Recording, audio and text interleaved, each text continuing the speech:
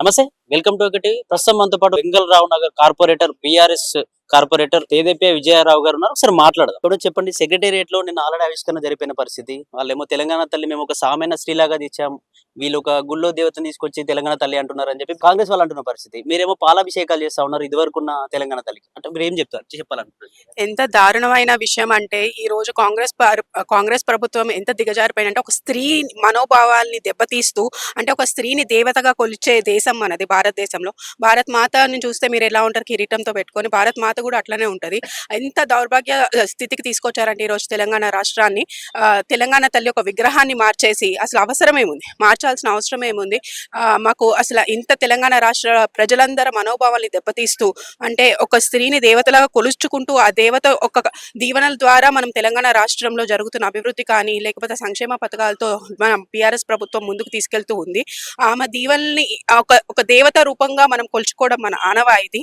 తరతరాలుగా వచ్చే ఆనవాయితీని వారు ఇలా దెబ్బతీసి ఇలా మార్చడం అనేది చాలా ఘోరమైన స్థితి.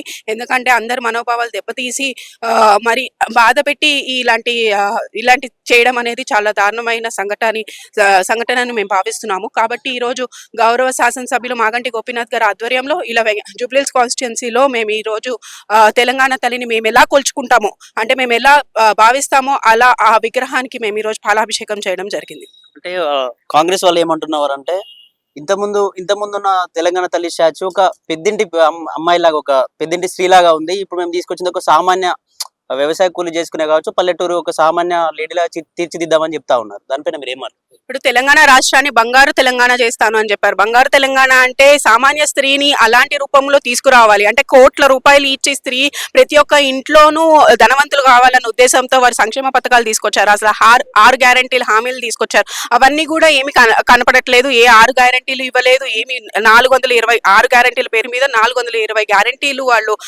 చెప్పడం జరిగింది. ఒక్క గ్యారంటీ కూడా ఈ రోజు అమల్లోకి రాలేదు. అలాంటిది ప్రతి ఒక్క స్త్రీకి 2500 రూపాయలు పెన్షన్ ఇస్తా అన్నాడు, ఇవ్వలేదు. అలా గ్యాస్ సిలిండర్ ఇస్తా అన్నారు, ఇవ్వలేదు. అలానే ఎలక్ట్రిసిటీ బిల్ ఏదైతే 200 యూనిట్లు ఇస్తా అన్నారు, ఇవ్వలేదు. అలాంటిది స్త్రీని అగౌరవపరుస్తూ, వారు సంక్షేమ పథకాల పేరు మీద అగౌరవపరుస్తూ ప్రతి ఒక్క హామీని అమలు చేయకుండా ప్రతి ఒక్క స్త్రీని మోసం చేస్తూనే ఉన్నారు. అలాంటిది ఆ స్త్రీని పెద్ద స్థానంలో చూడాలనే కదా నువ్వు సంక్షేమ పథకాలు అమల్లోకి తీసుకొస్తానని చెప్పి హామీ ఇచ్చింది.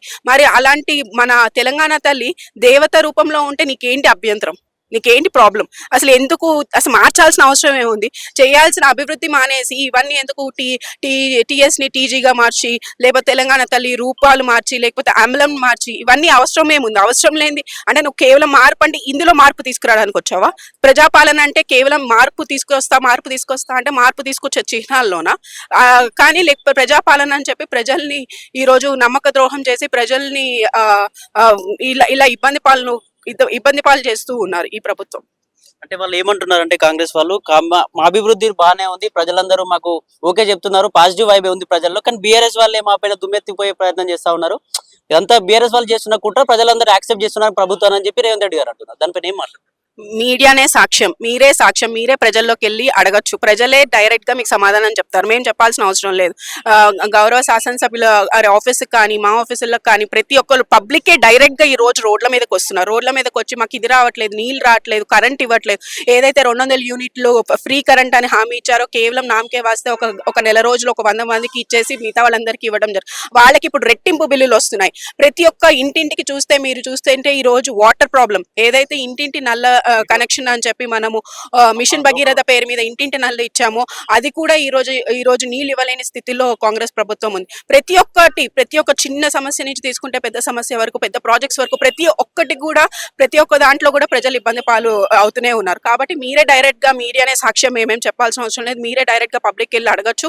పబ్లిక్ ఈ రోజు పిచ్చిగా తిడుతున్నారు. ఎందుకంటే ప్రభుత్వం అంత దారుణంగా ఉంది, అంత దారుణమైన స్థితిలో ప్రభుత్వం ఉంది. మేము వాళ్ళ తరఫు నుంచి, ప్రజల తరఫు నుంచి కొట్లాడదామన్నా కూడా మాట్లాడనివ్వట్లేదు. ఈ రోజు చూస్తుంటే ఎక్కడ చూసినా అక్రమ కేసులు పెడుతూ ఉన్నారు. ఎందుకంటే ప్రజల తరఫున నుంచొని, ప్రజాస్వామ్యంలో ప్రజల తరఫున నుంచొని మాట్లాడే హక్కు కూడా ఈ ప్రభుత్వం మాకు కల్పించట్లేదు.